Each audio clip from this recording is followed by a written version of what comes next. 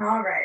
Now, as we start and take time to center, I want you to sit on your bolster, lifting your center line up into your shoulder pattern. So what we'll do is we'll place our feet either in a Baddha Konasana diamond shape, or you can do cross-legged for the spine, the cat-cow motion in the beginning.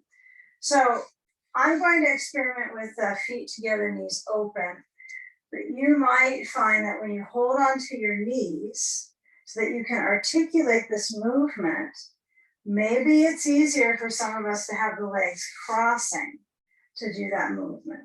So I like the feet together. It makes me lift up at the chest a little bit further, but feel when you move into inhale, sitting up with the spine arching, heart lifting, and exhale, rounding the back, but hold on to the knees, chin towards the core. Inhale, lift, and exhale, round. And explore the ability to kind of ooze in and out of these two patterns. So when you round the back layers, working through the layers of lifting and releasing. So maybe the movement gets a little bit more introverted than you expect, right? So when you move your head down, you might kind of let the spine really flex. And then next time you truly move the heart forward and the arch is implanted through the spine, let's take a simple twist. So if your legs are crossing, you'll do the same pattern as well as the feet together. We're going to start turning towards the right. So we'll reach the left hand to the right knee and rotate the waist and get that feel of movement through the shoulders, both of them. One is more control and centering the structure, and one is trying to roll the shoulder back. Let your head tilt towards the right shoulder. Ease the left side of the neck. Breathing. And all the while now, as you come out of that side, turn to the other side, reach the right hand for the left knee. Continue the process that you always go through as you begin the practice of deciding to stay on your mat, of where are you in the body, in the awareness, in your mind? How are you feeling with the practice beginning? So maybe you tilt your left ear towards your shoulder. Maybe you keep the brain centered on top of the spine. And then as the brain is in that position you've chosen and you shift back towards the front, let's take a forward bend. These are very cooling poses, forward bends. So if you're in a cross-legged position, you were before, some of you may have been, you take the other crossing. Those of us that are in the feet together, soles together, knees out position, we're leaning forward and you can either hold on to your ankles or reach the hands to the floor and feel if you can extend, kind of reach out of the spine. So it's trying to find spine extension versus kind of that spine rounding hook. So reach with your ribs. And maybe the brain is in a little bit of a tension versus rounded neck position. And bring the hands up to the upper inner thigh band, with each hand on each inner thigh band at the top, right near that crease to the pelvis. You're going to push down to the floor and then come back upright. And then bring your knees in and take a block and place it directly in front of your bolster so the block is flat and it's wide. And so you can take your seat on top of the block and the feet separate a healthy hips distance. So the feet are in more of this kind of constructive rest shape that is often mentioned when we roll onto our back. I haven't mentioned it before though. and I take classes with that. So maybe I'll take on that conversation. But when we lower back, we have a lot of support, to say the least, huh? You've got your spine completely in spinefulness here. You have a spineful length with the blanket. So how about kind of feel where the bolster is under you and kind of visualize this whole area relaxing, widening horizontally, if that's a possible word, horizontally. And we'll take a few moments here to reach back to the block and get a block between your hands. And as the hands hold on to that block, you're going to maintain the hands overhead for a bit. Move the right knee up and the foot obviously lifts off the ground, but as your right leg moves towards your chest, you're going to maybe feel this alternate left leg kind of pressing down because you don't want to scoop that up, but it's slightly tempting to release the back. So can you coordinate the muscles through the back and through the pelvic floor? And then step that right foot down, let the hands stay overhead and switch the side. And I want this to be really a work in progress here, or maybe it's just a processing of your coordination of your legs moving out of the spine. Okay, if you consider that a part of your life, right? How the legs swing out of your pelvis has some concentration for your spine. So alternate the knees, bending in, and let's come into some breath focus here. So as you move in with the knee, so as you might feel the arms get a little bit tired with the shape of holding. So if that becomes tiring, then let your arms relax the grip of the block and open and relax. That's okay. So as the legs motion, feel that the foot on the floor has an action of pushing down quite intensely to the point where you'll feel like you fire your hamstring. You activate the back of the leg muscle. So take a few more on each side. It's like we're taking a little walk right now. So if you didn't get to go walk outside, you'll do a little bit of movement out of the spine like that today. Okay. So as I move the knee in, I exhale when the leg goes down. I inhale as the leg bends and draws in. Exhale as the foot goes down.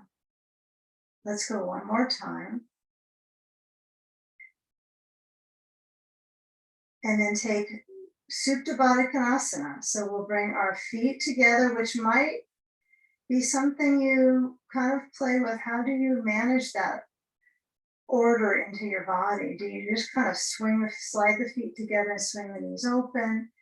Or do you have a tactic of moving through your pelvis to get there? So we're trying to work with ways that we can work the pelvic floor, strengthen and tone, and also the organs. So I'd like it if you can let the feet be together, but feel if they can slide a little bit downwards versus trying to tuck them up really far up towards the center of your body.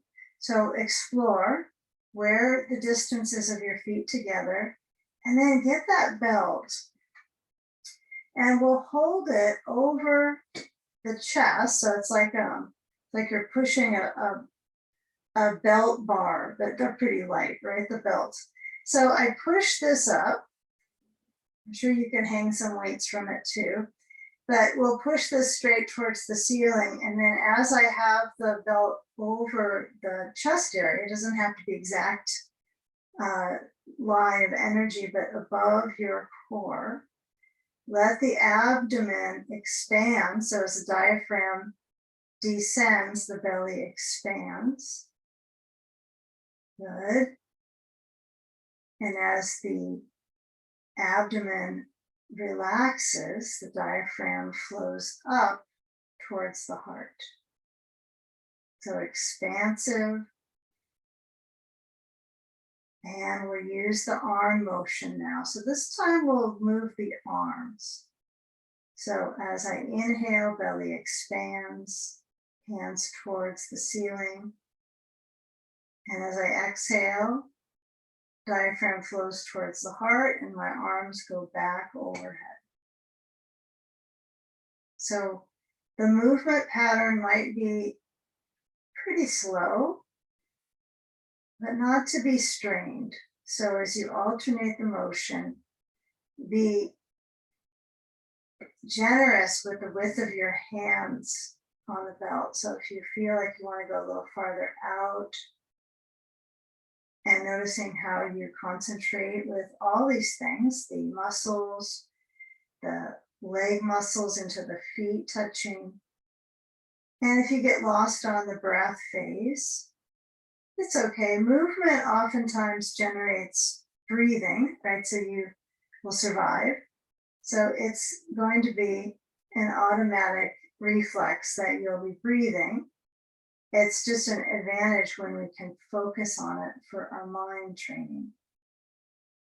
Right? So with the other focus points in our lives, see if you can let the breath be a major player for this time.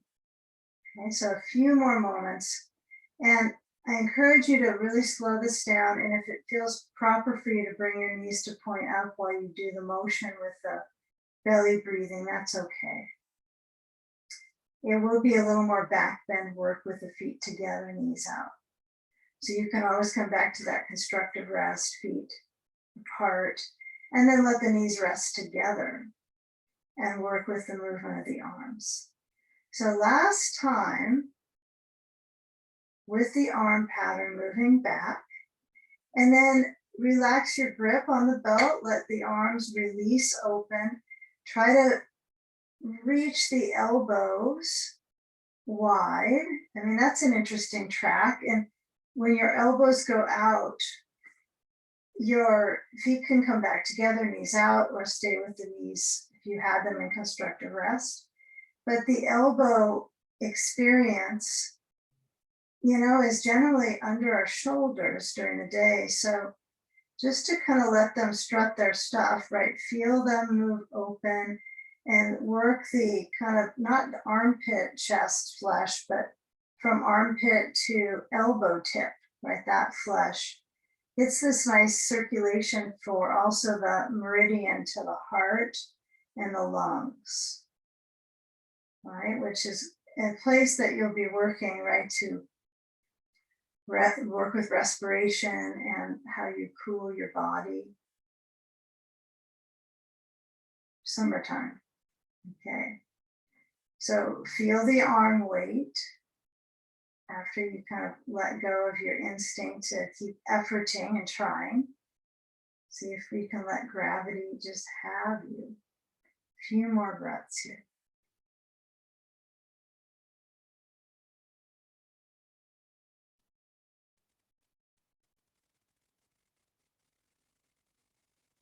Belly expands.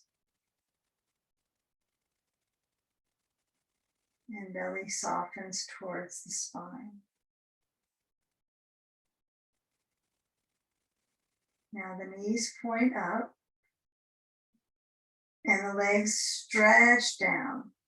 Okay, so take a moment with your sand onto your shape and kind of scan where you feel you could use some certainty with your length, which might be the leg tops, might be the rib ridges.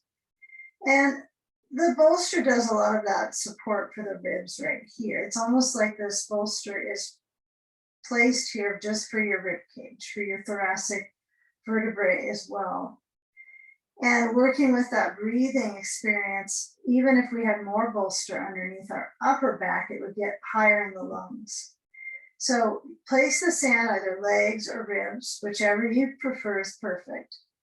And we'll take a few moments where we just apply the hands together in this interlock, interlace of the roots of the fingers.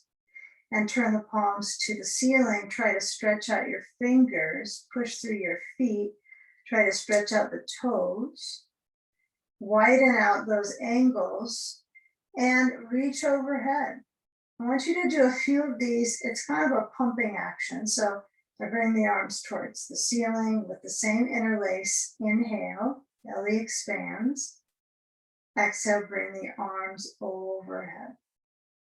Okay, take a couple more. So we'll do about 4.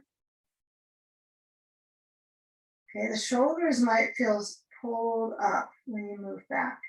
So we're going to work with the shoulder pattern in a moment, deeper.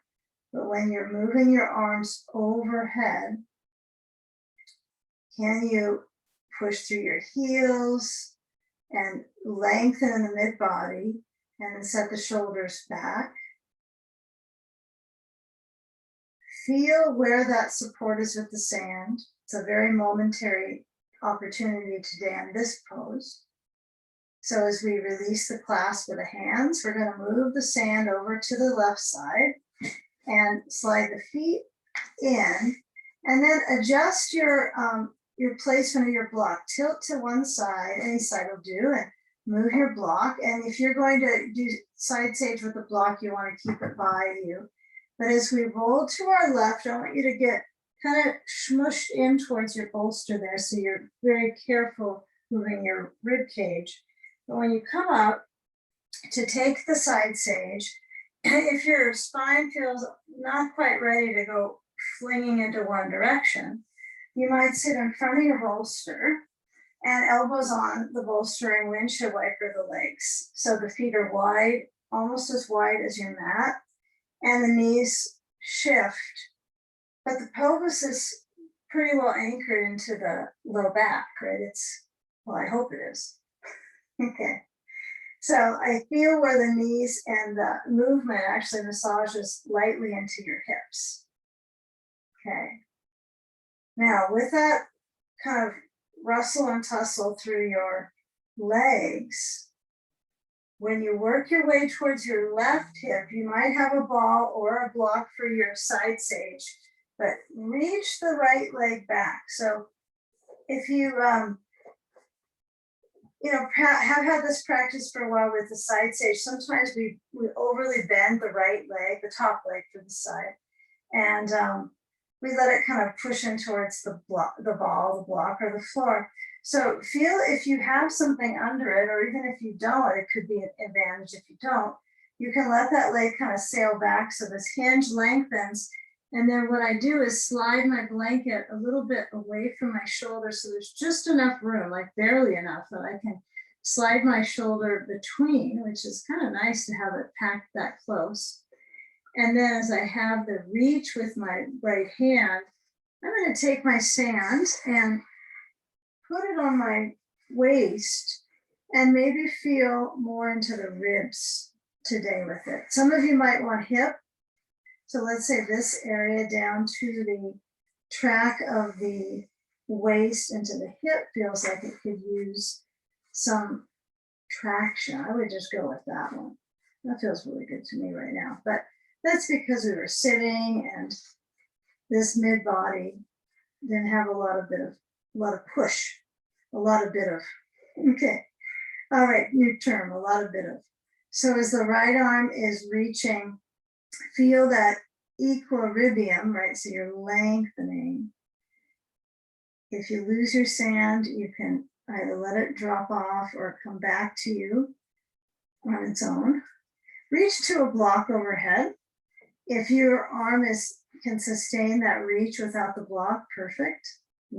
It's helpful for me. And then nudge your left arm so it connects to your bolster. And so you feel like you're turning open. And this is important for where we're going today with the circulation in the heart and the lungs. So if your right arm is feeling a little tired, that's okay. If it's feeling pain, that's not okay. So you've got to kind of figure out what about this time is happening in the rotator cuff. Is it fatigue that makes you want to get out of it? or is it actually pain?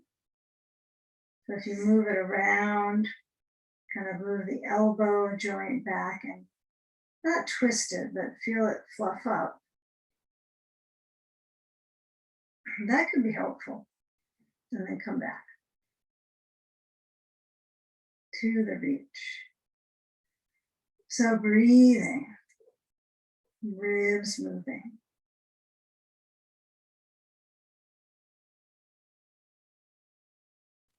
Here where you are on the head, if you're on the side, if you're towards the ear resting, or you're towards the front of your face when you rest on your blanket. So probably that's about 50% of it, is the importance that you feel your head comfortable. So your neck is not going to grip. And then with that range of the rib cage, sand or not, breathe into the side body. Expand and relax. A few more moments here.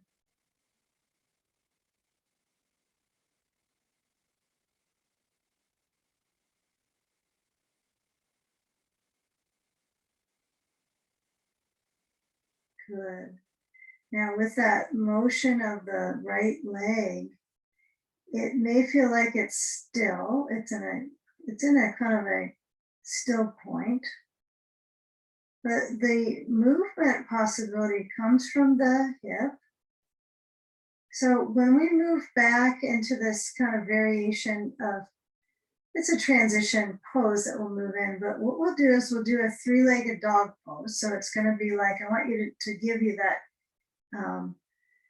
anticipation in this moment so that you can feel kind of how this right leg is reaching at this moment. So when it's movement, it's from the front, right from the ribs and the front body, not too close to the navel, but spanning out to the side, and then moves down to the front of the hip. So when we do that three-legged dog, we still want that area to work, but we're going to go upside down with it.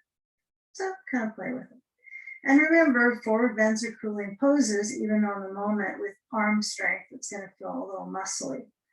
So when you turn to your left, let the sand fall off and come around, give it a try. If you want to pass on some of the pose, you can always pass. But we'll turn so that we're facing either direction. I'm assuming you're going to face towards your blankets. And then when you come back, with your dog pose, can you bend your elbows so your elbows bend and they kind of move towards each other? Okay, so your back is already open. Then when you lift up the knees and you step your feet together, you lift up the right leg. Okay, and as that leg lifts, it can only go so far, but as you bend through that right knee, it's kind of that same motion that you had on your side, but it's like fire hydrant pose, isn't it? It's not a three-legged dog, it's more like the fire hydrant pose. So when that leg is lifting and turning the hip to open up, it's more of a flush right in this position. Definitely an inversion, and it has its challenges in the left leg. So let the left heel move towards the floor, right? Finding where the circulation is mastered right now or shaking. Maybe shaking is a mastery all its own. And then we'll bring that right knee back towards the left knee, lower the foot down and alternate bending your knees. So pedal through the legs before you bring the knees to the floor. And then come on down with the knees, hands, open the fingers, take the hands out a little wider on your mat. So even if the fingers are off the edge, that's perfect. Feel the inside line of the elbows turn forward to help through the shoulder joint. And as you round your back into cat, let your chin motion towards the chest. Like you really are curling. And then from that curl, can you move your tailbone back and then arching and move your brain forward from the heart. And then come back to neutral. And we're going to do the three-legged dog or the fire hydrant on the left side first this time. Actually, we're going to do it this time before the sage pose, okay? So toes under, left leg is going to go up as your knees go up. You're going to lift up the left leg and then bend the knee. And you know, feel when that left knee moves open, the demand on the arms. If they are a little too far out, you might have to move them closer in. Track the right leg stretching. Yeah, good. It's a work in progress, isn't it? Or it's a process, but it certainly is the work of lifting that left knee and trying to guide that left hip to opening. Now, it's just one way of doing hip opening with an inversion. Now, head is pretty much below heart in this pose. It's called the head below heart series, is any of these inversions. So as I turn the waist back to centering upside down and then lower the left foot, I'm still mildly inverted. So as I alternate bending the knees, I'm going to encourage you to start to bring your hands back so that you can come into a forward bend without hands on the floor. So you're going to walk your feet forward, your hands back, and then happiness for your hands to relax them maybe over the bolster, palms open, and surrender the weight of your chest to the thighs. It feels kind of nice to get off of the wrists. So, you know, some of the work in the arms and the hands, tracking into the hand network, I want you to feel where the arms are in the best place for you right now. So it might be this, it might not be an opportunity that you like as much. So you might hold your elbows and let the spine sway down to the brain.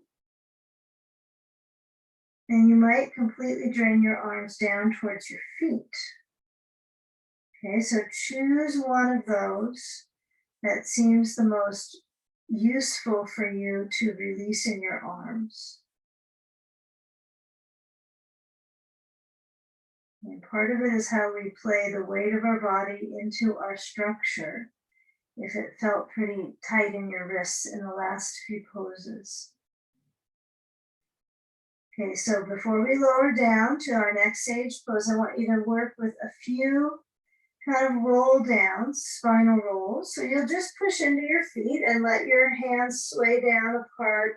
And you'll roll up almost to standing. Some of you might go all the way up to standing and then feel yourself lift and roll your shoulders back and then roll back down. So feel your shoulders move forwards, your hips trail back, and your arms aren't really dashing, but they release down to the bolster again.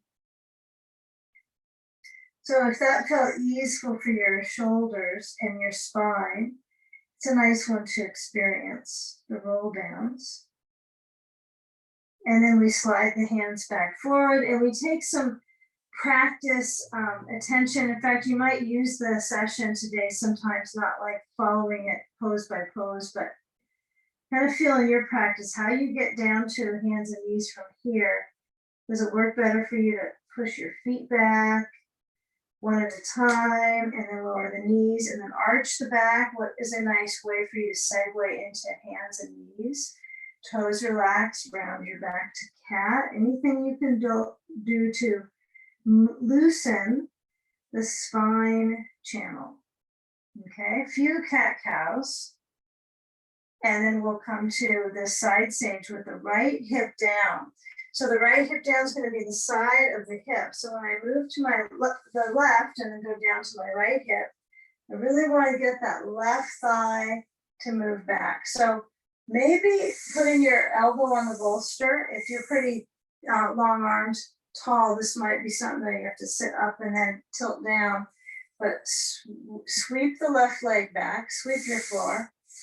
Okay, and then as you line up your side on the bolster, you want to gain that reach of the ribs. Okay, I forgot my ball for my leg. It's good for me, for my circulation in my knee, but for some you might be good without. Now, if the ribs can reach, feel how you move your left arm overhead. And then decide on that sand. If you've already adjusted sand on you, way ahead of the game here, go for it. Or maybe you're going to be, a little bit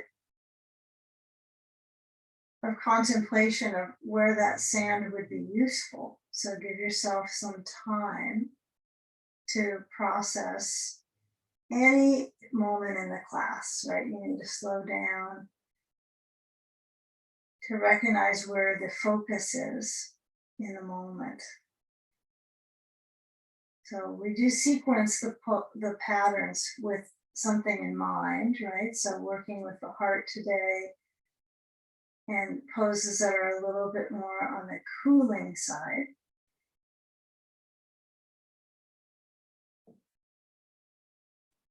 Yes, if you have that sand, place it to your side. You can go sand free. There's no requirement to use any sand, but if you have it, it can be a nice layer. When I had mine on the side this way last time, it did fall off. So sometimes when it goes horizontal, it won't go anywhere. It'll stay on you the whole time. So you take a risk when it is straight down on the hip. I can feel the variation with it across. Can be interesting in my back muscles, especially my upper back, and feel kind of nice. So that would be something that's lower than the upper back is giving it some traction to stretch in your upper back. From core to levers, go ahead and reach through that left arm. Let's come into the costal breathing, so experience the inhale, filling the lungs, and your exhale, letting go.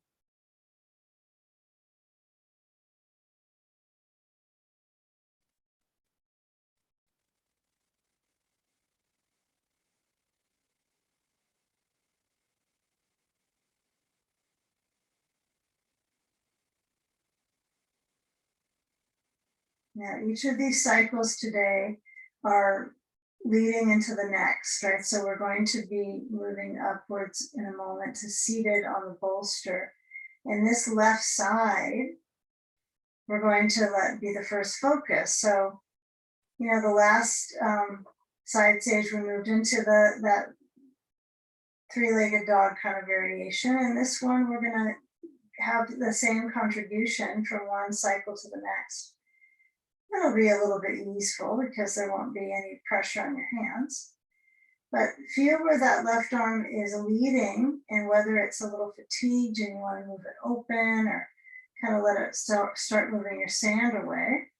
You're going to track the reach in this waist. I know this when you start to shift your leg position, it changes the dynamic.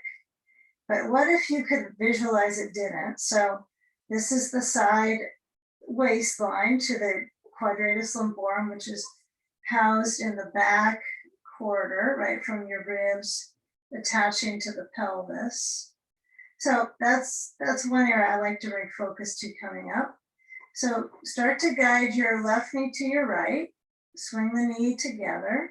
And then when you roll to your right, you're going to come up and take a seat on top of the bolster and kind of position it so you find your bones settled into your upper bones. I guess settling them into your hips is probably not really what we want, but we don't want to slump into it. But when you are sitting on that rear, you're going to move your right leg out, and we'll take a sandbag on the left leg. It could be support under your left knee with a ball, or I don't think we want to use a block on that one today, but if your knee points down and it doesn't hurt, right, and you feel like that's going to give you a little more stretch, I would take it. But if you do feel anything on the inside of the knee, then you want something under the knee, right? So we don't want to be pulling that area that's not already open.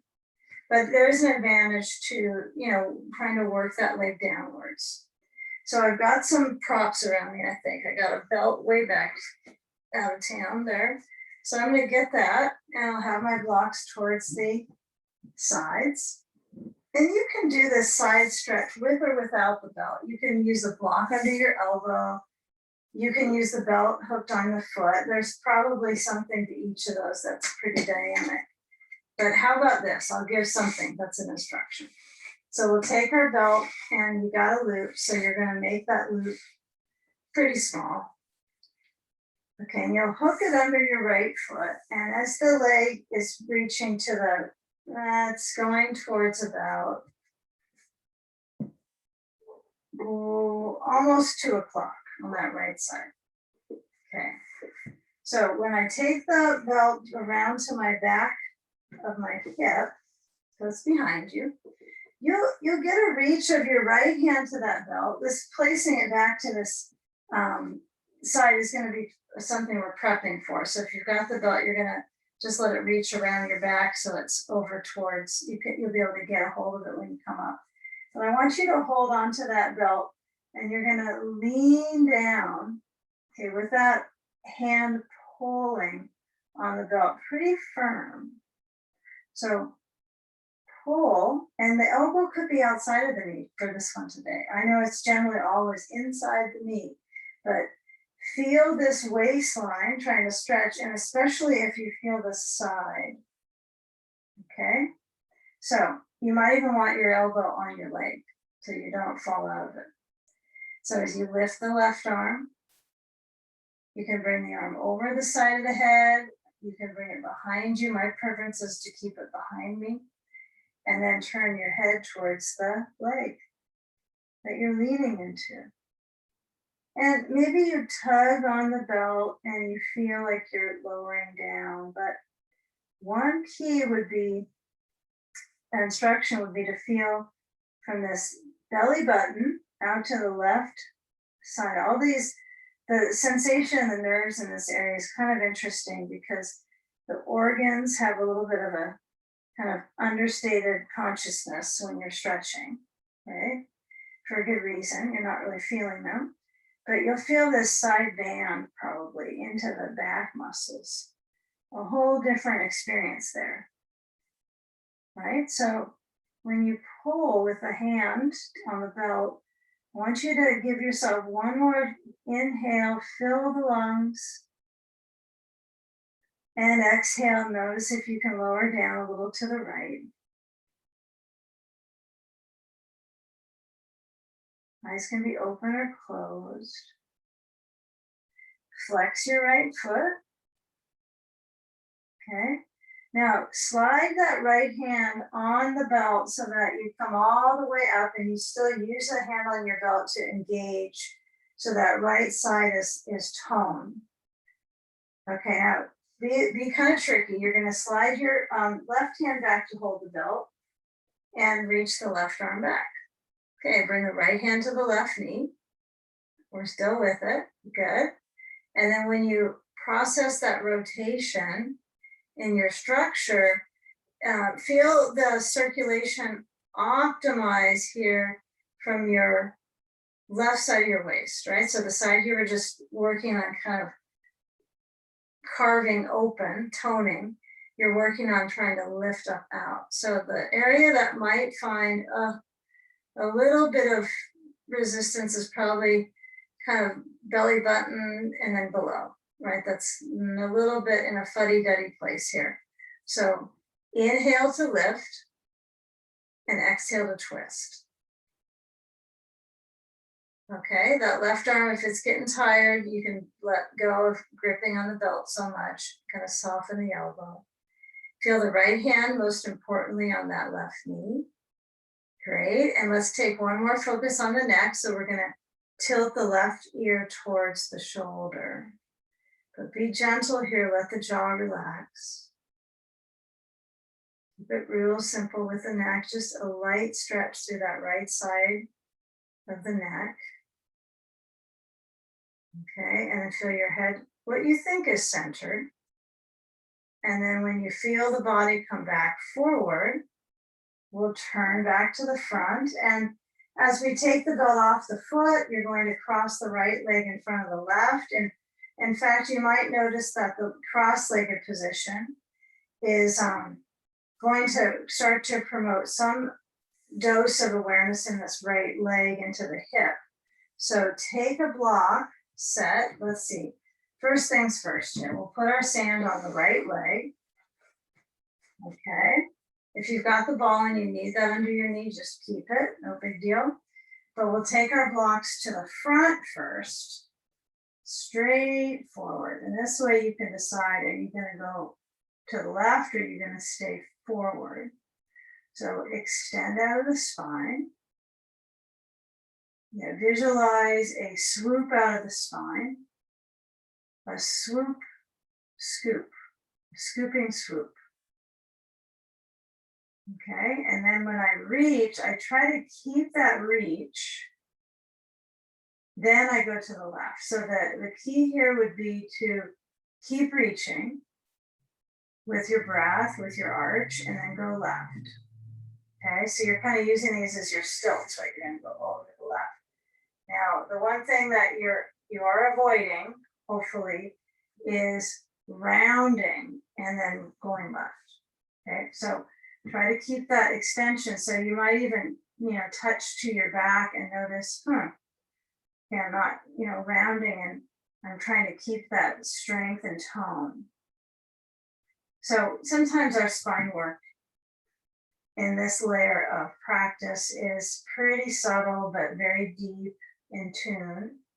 So go left if that feels okay for you. And then let your spine go into flexion here. So you're going to let your head lower down, even just a tad. And then feel your back. Maybe you kind of ooze a little side to side. Just moving left to right.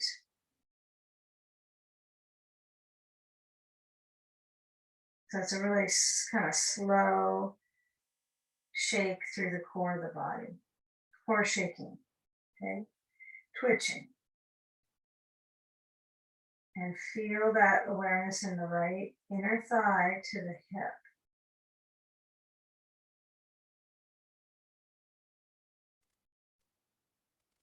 Okay, this will be nice to go right into this next pose because we're already directed to the left. Now, if some of you are forward, that's okay. You still will find this is a great pose to set yourself up too. So those onto the left side. You'll need to go back forward with your blocks, okay? Even if you were on the floor with your hands and you felt like you had a lot of flexibility for that one, use maybe even a flat height of your block when you're coming into these, okay, if you like to go intensely. So bring the hands back to the legs and then stretch your left leg out, okay? So just reach that out to the side about 10 o'clock, and I kind of adjust. And I get the belt and I reach it under my left foot. And life is balanced for right now. Okay. So when I hold on and when I reach with that center line of the body, I feel like my center of gravity is the pelvis, right? That's true. But when I hold on to the belt, I'm going to pull with my arm muscle. So consider like a bicep curl, right? So kind of feel that top of that left arm toning. So that elbow has to bend, the hand has to lift to get that to tone. And then as you slide your left hand down on the belt, carefully lean, careful, right? You're working your paraspinals, you're really working that whole back awareness that threads and kind of reaches in a wide circle from your low back to your back ribs. So as you turn towards that rib cage opening to the right, okay? Guess we didn't set the belt behind our hip on this one, but you could always kind of swing it back there and have it kind of set up for where we're going. Another way you could do this is the opportunity that we needed, was when you hold the belt with the left hand, I think you can see me okay. Yeah, your right hand sneaks around and holds the belt as well. So you have these two levers that are helping you stretch carefully through the back. That would be so smooth with the motion. So breathing and exhaling, leaning down to that left side. Flexing the left foot, waking up into that right hip. Okay, now come on up, slide the left hand on the belt, get traction, turn to your right. Okay, we're going to this other leg, left hand to right knee. And then as the right hand holds the belt behind you, you want to have plenty of belt length to rotate through the shoulder and the arm. That's kind of an interesting process, is that when we move our shoulder and we try to draw the shoulder blade back and down, kind of back in and down, oftentimes the arm circulation, right, can feel like it's pulling in the arm, but it's this kind of opportunity of kind of stripping the arm of its intensities, right? It has a lot of drive and particular amount of ability to maneuver things. So feel when you reach back, and if your arm gets a little tired, just soften your pull on the belt. Use that left hand to route your torso, twisting. Belly comfortable.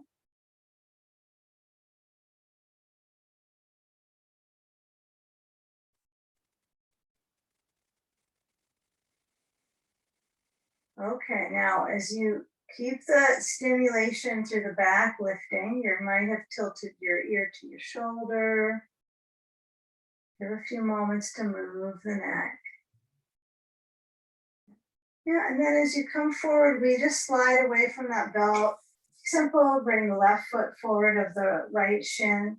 And all that very detailed movement, we're going to smooth out through the back. So I take the sand over to the left leg, because that's the priority leg in front.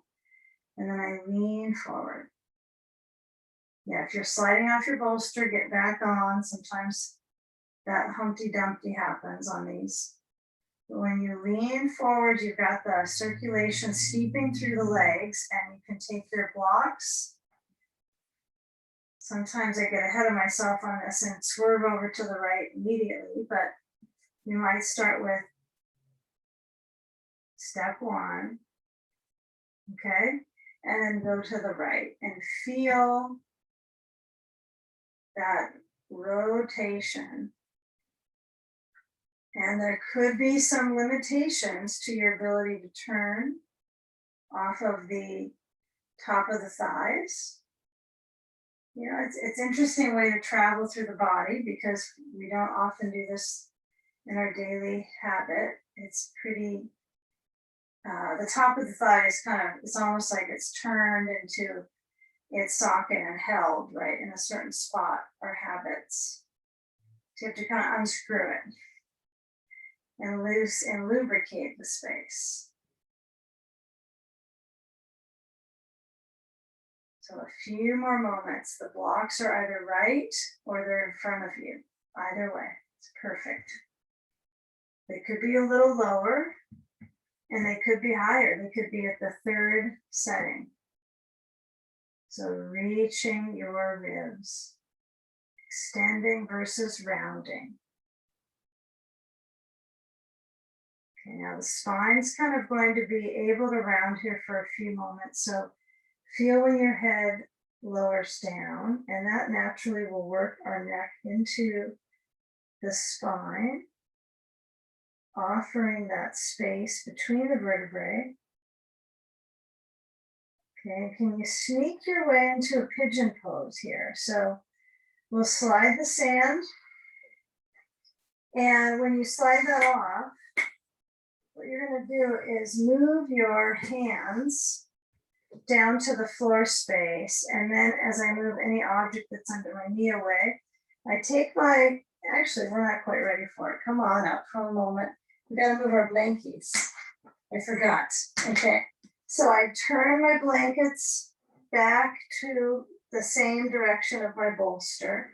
Push away one, keep one next to it, flat, and then take the left leg back. So we're pretty close. Okay, not there yet. Okay, so I shift myself so I'm pretty centered, but when my left leg is behind, can you lean down as far down as you can go on your elbow to be optimal from where we just were. So lengthen it, and we do kind of nitpick some of the directions, or I nitpick how we cycle through. So if it gets a little too nitpicky, you can always guide yourself in a sequence that differs from moment to moment. But this knee points out, the right knee is outwards. Okay, so encourage the awareness in the weight of the arms in Sphinx position. Okay, this is a great shape, right, for working the rib cage, the back muscles. It's pretty simple. Okay, but it's helpful for us to let the head relax.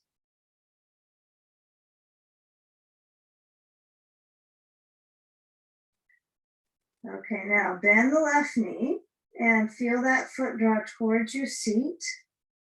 You can go mild with that, just a little bit or a lot. And I think what would be intelligent today is to go, I think we'll have a little time for a little more than that. Okay, so we'll let the left leg move straight back, toes under. And then when you are moving back into your hips, instead of pushing the ribs forward, I want you to feel like when you're in Sphinx pose, the elbows down, that your weight is traveling back towards your elbow more than your all the way through your forearm to your hand. So it's like you're kind of moving into more of a cat spine. Sphinx, cat, they're kind of shapes that understand each other. So when your hands come back, and some of this gets a little bit clunky, but when you lift up out of that core body, can you reach the chest forward? Good. So get a feel of motion through the center channel. And then bring your head down a little bit and bring the hand weight into priority. But when I walk the hands back so they're clearly under my shoulders, I also take them wide. That helps me a little with the travel back. So the toes under, left foot, and then take the right leg up. And you got to use a lot of picking up your body weight technique to get there. So it's probably worth just checking out how do you maneuver your body weight through space. This is all special work for your coordination, right? It's important for the dynamic of spine to brain. So alternate bending your knees. So you're in a walking your dog's position. So the spread of the hands, the fingers might be useful for you, might not be the most important thing to change the sensation in your wrist.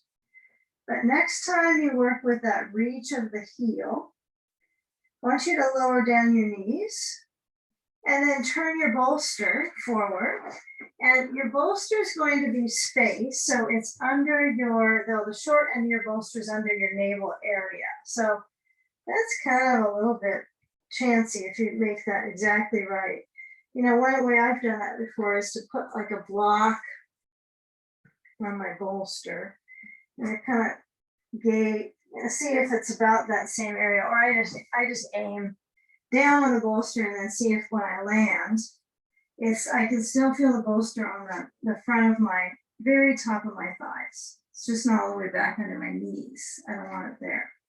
So that's kind of a guesstimate. Now we feel like we're kind of in that Sphinx pose again. I'm assuming that you're very supported. So now when the tops of the feet widen out so the knees are relaxed on your blanket, we'll work with the alternating. Inhale, push in the hands, lift up the chest, up dog. Exhale, lower the waist. And I want you to keep your hands on the floor for this one, Nothing too radical or forceful in the back, but feel your elbows by your sides. And breathe. Don't just do one breath, do many. Inhale, lift. Hands push, lift the chest, the upper body, and exhale, lower. And progress so you feel like your crown of your head is stretching forward. And tops of the feet are relaxed. Inhale, stretch out your fingers, lift up, there's no rush. Strengthen into the upper arms, exhale, lower. So strengthen the back flesh of your arms. Okay, last time, massaging into the belly. Hopefully you're not too full right now. This could be a good little massager for the tummy time. Okay, now when you lower down, we're going to push back to child's pose. So we'll lift up our head and then we'll push our hips back. And that's kind of tricky. How do you dissect that movement? So the knees move open, toes together, and we stretch back. We either have the bolster right under us, so you could tuck it in on top of your blanket and turn your head to one side. But if it's a little chest pressure that you don't like, don't use the bolster. You could use it under your forehead. This could be really nice. And kind of push into it at the very, the frontalis muscle. So you're feeling the top of your forehead area, right, is what pushes down to the bolster. Right, nothing near your eyes. And that can be very cooling for the body to push to that zone. Elbows relaxed. Breathe in the back.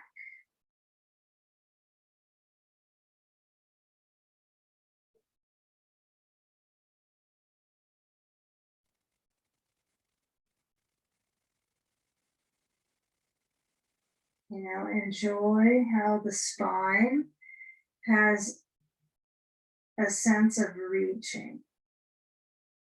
Okay, it's different than when you are any of the poses today. I'm assuming it's a different sense of reach, but we're going to tap into that in about 10 minutes, a little more, the reach of our spine, but kind of feel where the back is in this process of releasing with the breath closer to your back, your kidneys, right? You can feel that area fill up. Okay, so when we come up to hands, knees, be extra kind to your back. Maybe you cat pose right away and your tail kind of feels like it goes a little bit under. Maybe you bring your knees hips distance and that feels better, but you could feel, is it different when your knees are apart in your back, and does it feel different when the knees are hips distance? Okay, likely knees open are a little more easeful in some parts of your back. And then let's take that left foot forward, outwards actually to the left side of your mat, huh? And then turn your bolster, bring it on in again. So it's across your mat. And we will walk that left foot to the right side of the mat to pigeon on the left leg. So the knee goes open and then the leg kind of grabs onto the bolster, doesn't it? Kind of hugs it. So you're in this bolster support for your whole hip network, left to right hip. Yeah, I know using a bolster for pigeon is certainly a restorative way of doing pigeon, but it kind of lifts up and jacks up this hip. So when you lean down, it might feel like it's a little easier than when you're on your hands, kind of lifting up, right? So try the option you have now, either hands or elbows on blocks or on the floor. And then the weight of your body leaning into the bolster.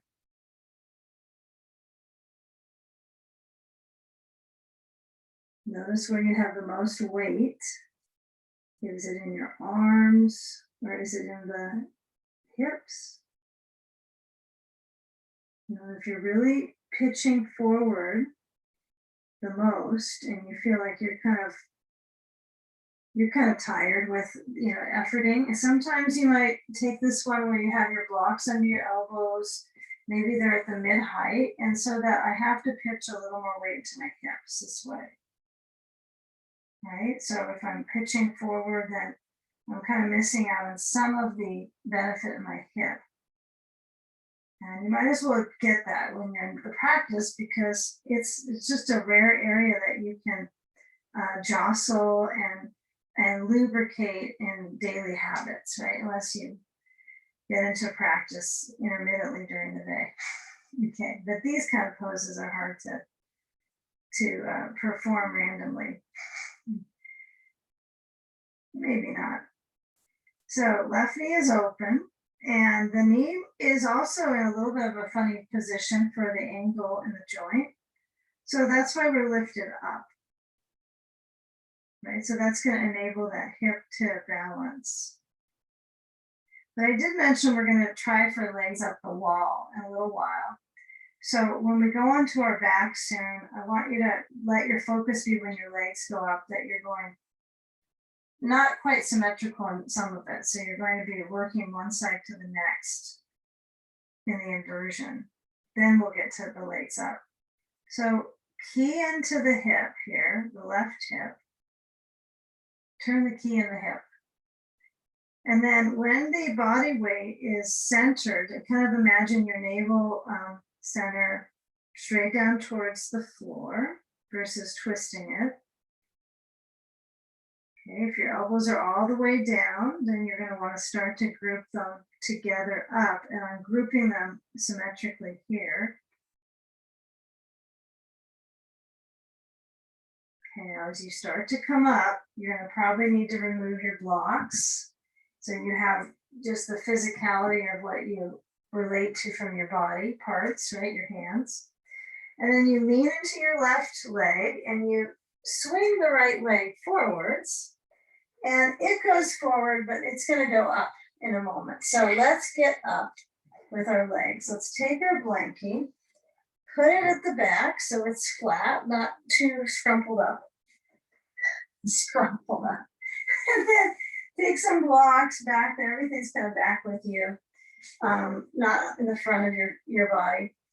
And then when you lower back, let's see where we're going with this. We're going to lower back. We're going to need our belt. Okay, so we're going to bring our hips so they're balanced on the bolster. And you might let your knees feel when they swing side to side. Maybe you kind of hold your handles here, hold your bolster handles if you have handles on them. And if you've got your blocks, that's actually kind of a fun idea. Because for most of us, the bolster's it feels small to hold on to. If you have some more width, the blocks would be probably better. So I let the knees tilt side to side, but the movement is the back of the pelvis is slightly tilted one to the other side. Okay, now bring it back in the middle and let the left foot come down. Steer your weight into your left foot. Okay, you don't have to hold your blocks, that's not required, but you might work with these balancing tactics where I have my hands kind of out. This is a little awkward on my elbows. It's not quite the place they live, but I kind of get the gist of it as this rib cage keeping open. Now, as your left leg goes straight down, I want you to add something to it. So if you get a little bit in this kind of weird frame with your back and you're like, well, this is okay, but it's not really feeling super on my back, what you could do is put a blanket under your left foot, right? Or put a blanket all the way down at the base, foot of your mat, so that the foot that's down has a little height, okay? So that's something you could do. So I'll show that in a moment after we get the basic track here. So the left leg is straight down, and then we add our belt to our leg that's up. And I've got a loop already tracking, so I can widen out this loop. And you can do a couple of things with it. You can do a little traction for your arms, hands inside the belt, stretch the arms back overhead. It's a lot of hamstring, okay? Or you could get the belt quite wide and bring it under your head for that traction for your neck. Occipital placement of the belt behind you, okay, behind what you know is you, because if you were pointing at you, usually if you point at yourself, you point at your heart, but maybe some people point at their brain. Okay, so if you are leaning back, this might be too much, so you might have to give yourself a lot of traction for the belt. And then let your arms open. Okay. So stay with that for a while. Now, if you're feeling like your back is so, that you want maybe a little more help there, this is one other idea. You have to kind of redirect yourself for a few seconds. Would be to have your blanket at the foot. So those that want to stay with the brain foot, just stick with it without the blanket here if you don't want that. But it's kind of nice. Nice, a little bit cozier. It lifts up that leg a small amount, but sometimes just an inch makes a difference of cushion. Really interesting when you try things like that. And it's padding too. So taking your pose path of breath, balance your belly with the inhale. Yeah, the belly should feel like it does expand, massaging the organs. All right. So come in, be in past the beginning of the pose, into the thick of it. And really traction your foot. Yeah, the more that you feel the bottom of the body base, maybe circulation kind of spans there. You feel it spreading in the foot. You might feel the back of the leg and let it kind of drain. So if you need more slack, you can loosen up your belt. If it's kind of interesting and intense, maybe stay with that. And breathing with the weight of the head back into the belt.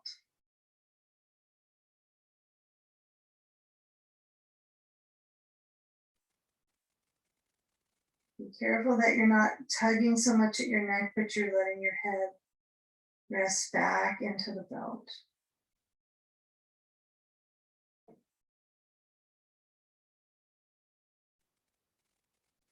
Shoulders back, arms heavy. Okay. Now changing sides, it's pure and simple. We're only changing sides. So you might calculate what would be the rhythm for you to transition. Maybe keep your belt on the back of your head. Maybe that's the best idea for continuing that traction. But you know, the jaw space, you're gonna wanna let this relax, right? The tongue touches the roof of the mouth. Those things are the most calming. So when I shift, I gotta get the sand away. That's key. 1. Hands hold the back of my head so my belt doesn't get sliding away, left foot up into the belt. And now be aware, it could be a very different experience on your second side. Yeah, and some of us are probably going to let our head relax. Now switch your sand to the other leg, right leg down. Maybe have your head all the way back on the blanket. Some might like that. It's like all the way back, maybe just slightly up. And then I'm loosening up my belt on this side. It just feels better. And the foot might feel different on the second one. You might have some, you know, if you've ever had plantar fasciitis, you know, you might go, I feel something in this foot, or the circulation dynamic is shifted on the second side. So do your work, your due diligence here. You might focus on yourself, category, leg, foot, right? How do we balance this lower beam of our body? The two pillars. Belly calm, feeling like you're in traction. Okay.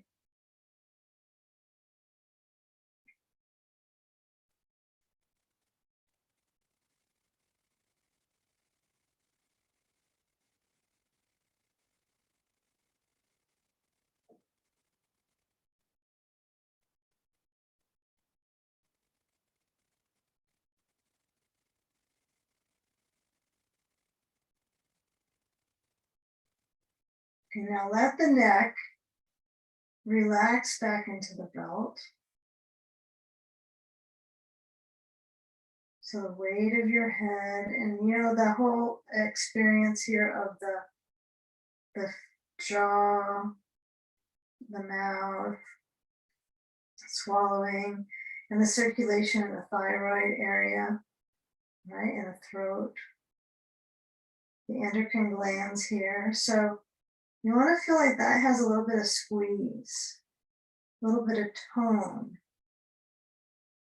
right? This is important, right, for as that area matures. It tends to lose some of that. That's why shoulder stands are taught in a lot of systems for the endocrine glands. We do our versions in restorative. Now, as you bring your hands to the belt, we're going to slide the belt carefully up off the back of your head, and then move your sand for the side so the floor has some sand. Push your right foot up into the belt and bring both feet wide. You can hold the belt, you can let go, and feel the legs in that span of time flexing at the feet. And it might be a helpful position for you to, once you get into it, not to be open-eyed, even at your feet, because you might tend to, if you can see the parts that you're working with, to somehow direct them, even if you feel directionless, in some order. So kind of bear witness to, internally, to the connection of your legs in this wide stance. And I really want you to let your back release here. So I feel when I bend my knees and I hold one part of the belt that's closest to me, and I have my elbows on the inside of the leg, this feels like I can release my back. Happy baby pose, right? But some of you might feel like your back is releasing if you don't hold the belt. It's a different quality of circulation, even for your hip flexors. Okay, so take a few moments here, feel the elbows on the inside, breathe. Try to let your knees really soften towards the floor if you're in happy baby. If your legs are out without your hands holding the belt, then let the arms stretch open. Tailbone connects to the bolster. Okay, good. Final spinal here. We're moving in towards a few layers of poses to complete the circulation kind of dialogue in the body.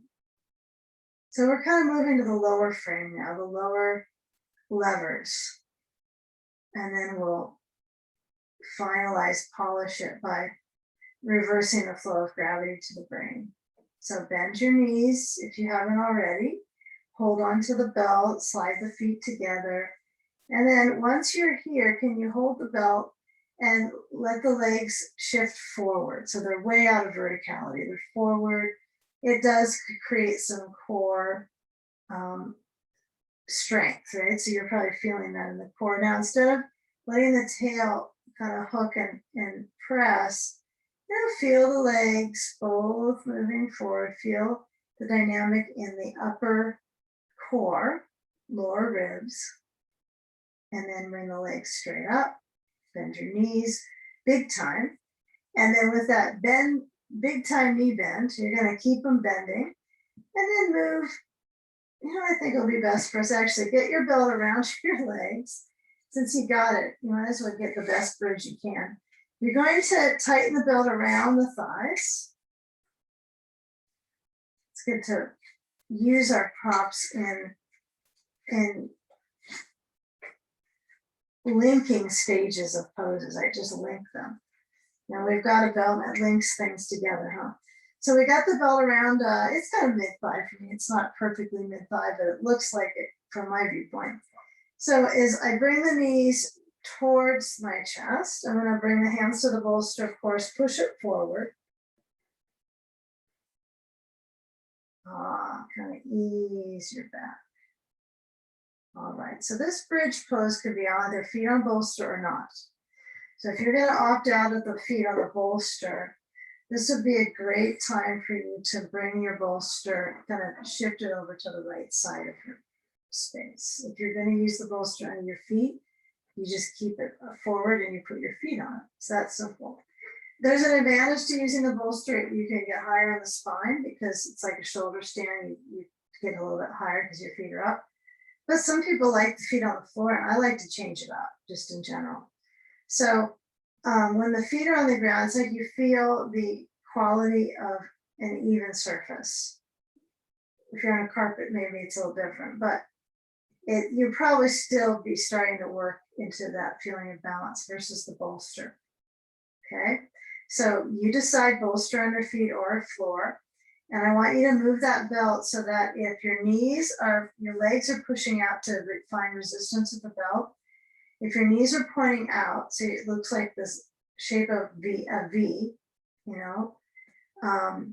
then that's too much, right? So I want to have it so they can have a little bit of that shape. But I'm going to tuck my knees in and then tighten the belt a little bit, push it a little higher towards my knees so that I can't really move my knees out as much. And the closer you go, it's likely going to control it the most. But when you do it too close, sometimes it's aggravating. So I find that I've got to find the balance. So my side of my legs, when I lift up my hips, I really feel this kind of firm, right? It really is firming up the legs. This feels great without the bolster. I haven't tried without the bolster for a while. Unless I'm attending something, it's often without, except for restoratives. So feel your feet parallel. Now, my sense right now is I have to work on that. So you might kind of peek down to your feet and make sure they're not turning in with the toes too much, or out actually, it could be your case. Lift up the hips, stretch your arms overhead. They only go so far, so don't be overdoing it. Just, I recommend feel the flow of bridge. Take a few of these alternating drawbridges. So we lift up the hips, good. We let the spine draw on the energy from the movement of the legs, and then lower the spine and the arms. Can you slow down the spine movement for the arms to catch up? So that's going to be a pattern of a lot of glute strength, right? And resistance. So when I lower down, they get kind of tired and they just like to slack off, but I'm just going to lower, really lower to that lower sheath of the back. That makes a big difference for me, because when I track down my spine, keep going, this is our final spinal, so keep that spine massage.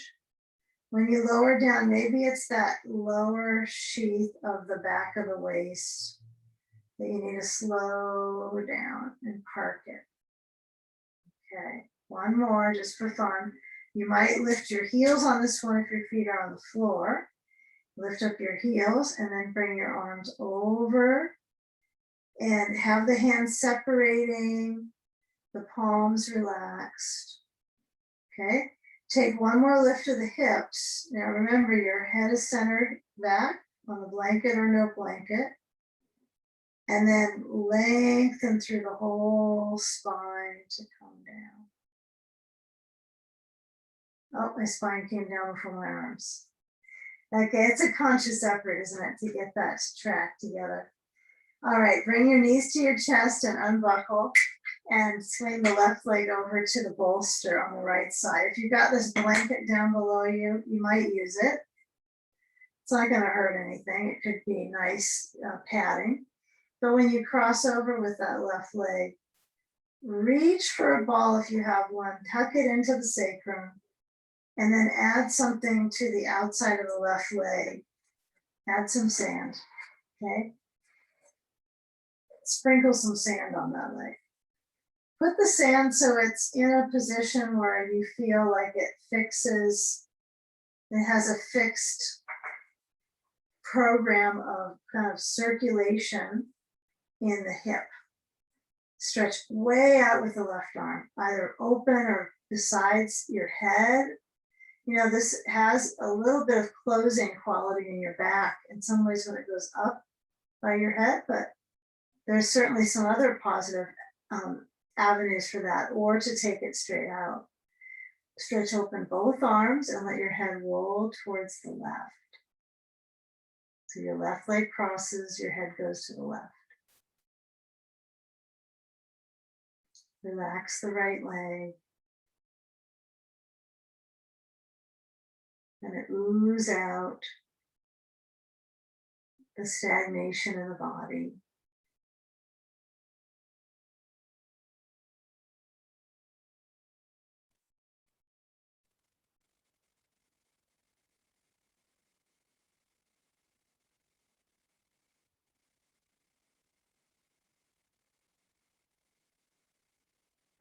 Now feel if that left leg, you can energetically motion a little bit over and up. Right, so kind of feel, if you feel like that'll lose sand, you might not be up for that one. But notice the tendency, right, for the leg to cross and reach through the hip. I want you to get these two last poses before legs up the wall, so you really aim into this hip, mostly hip leg versus hip waist. So try to get that left leg crossing. Yeah, some of us can almost straighten the left leg. If you don't have a wall next to you, you could almost extend that leg all the way, reaching without too much bend in the knee, still with the sand on it. Okay, now, as you take anything away with the sand or ball and get ready for the second side, feel when you move your knee over and up, that's kind of a nice way to suggest cycling out of it. So you can hold onto that left leg with your right hand and kind of pull, really reach through that hip. Okay, and then when you come up into the middle, I want you to put your, you might put your bolster over now, but hold on to the knees and circle. So I'm going to hold the kneecaps with both hands and take circles along the sacrum, like you're drawing circles on the outer edge of the sacrum, both directions. Circulate. And then change sides. Right leg is going to be crossing over, so that means you need to nudge yourself to lengthen the left thigh down and then cross over the right to the bolster. The height is important, so if you need some more height underneath your right leg, you can add your other blanket on top. And then as you add any items, sand for certain, maybe a ball at the sacrum, and then we adjust our weight on the muscle, the traction across, and then open the right arm and turn your head to the right. You can tell that it takes, a couple minutes to sink into the muscle fibers. So it's most helpful to be in the pose for some time. So it's important to feel comfortable in the joints. So if your knee doesn't feel safe, maybe you need another blanket on top of the bolster. That could fix that. If you don't want to fuss around with a blanket, you could try a block. There's a couple other ways to add something to the bolster. Okay, And that left leg is softening. And that bending of the left lever will either ease the back or the hip on the right side. Head turns to the right. Come into the shape. Process slow, deep breathing.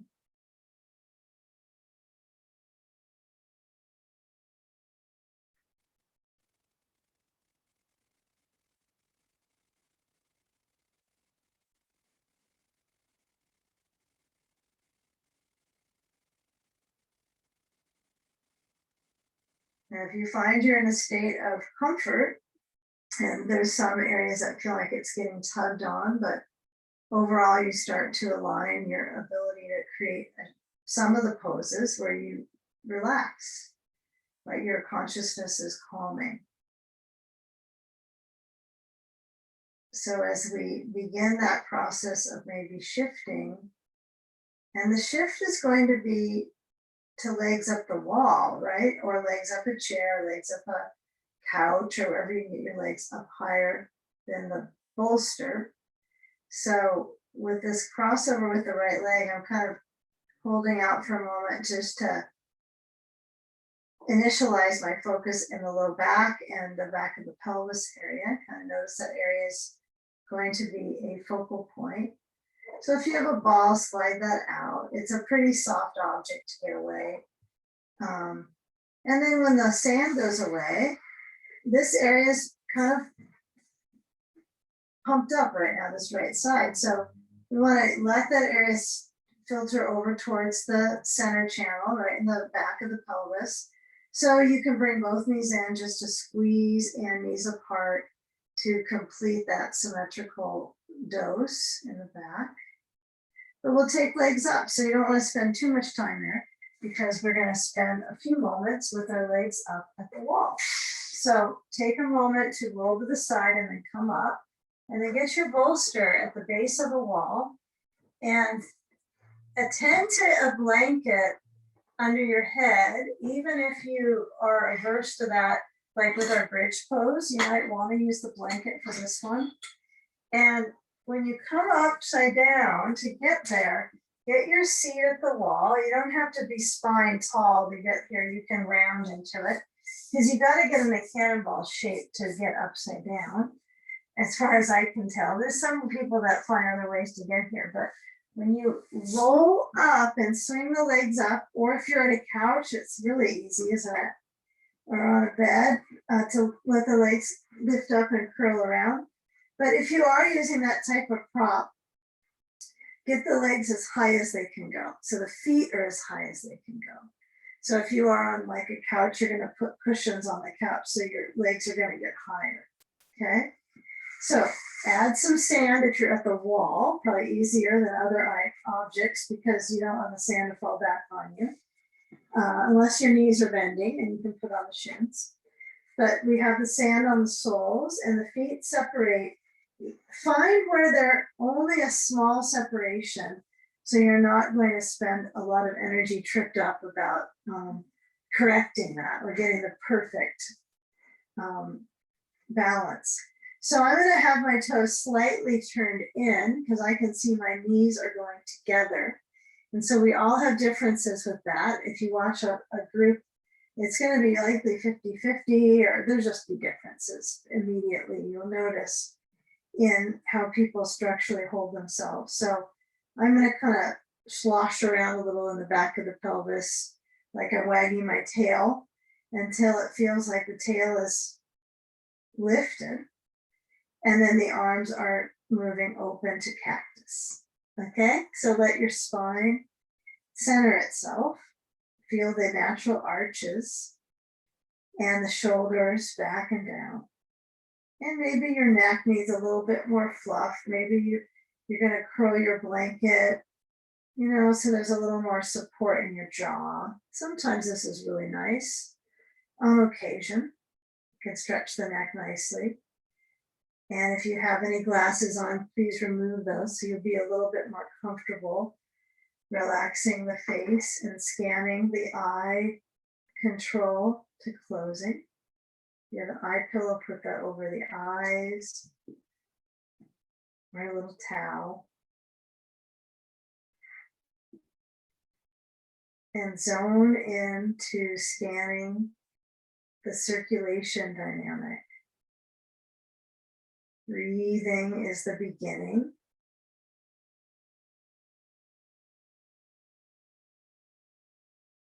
So are you breathing fully, filling the lungs, exhaling completely, letting go?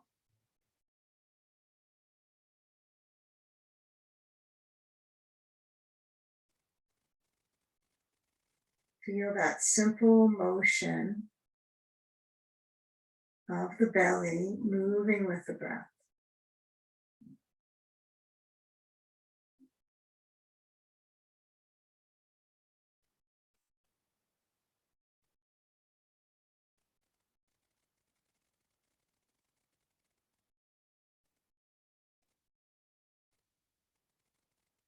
Even though it's fairly quiet of a pose, it's a fairly still shape.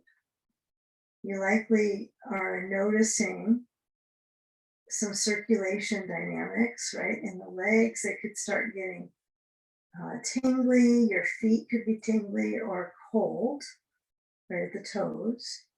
So the blood moves from the extremities to the organs to increase the blood flow and healing properties in the organs, right? So it's quite supportive pose for not only the supply of movement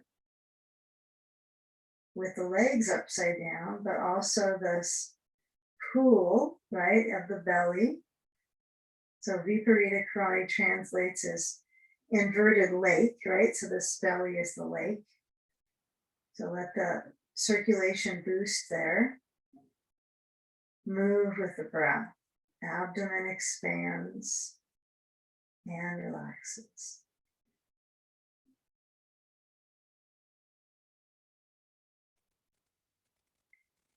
Now bend your knees and shift your feet away from the wall. And then with consideration as you bend the knees a little deeper towards your ribs. You're going to be careful as you move your sand away, but take a moment when the feet touch to the wall that you balance your hips so your knees move open, your feet transfer out, or your knees transfer out, your feet are together. And as the Baddha Konasana is inverted, and likely you're receiving some interesting benefit here, pelvic floor wise, opposite of prolapse right here. And then as we bring our legs to a neutral stance, feel how you can roll to a side and then come around to come together and sit for a moment. So there's a collective energy of support for all of us in our practice. So let's take a seat.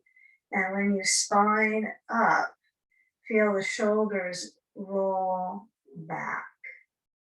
Now get a feel of moving your shoulders up, back, and down.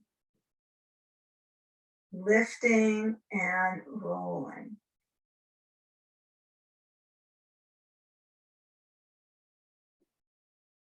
Crossing the connection of your hands across towards the shoulders. Give yourself a big hug.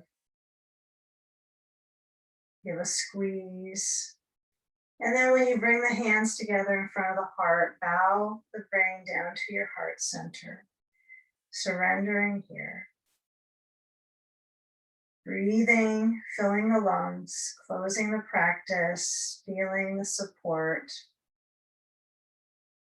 and exhale, bowing into your heart. In gratitude, namaste.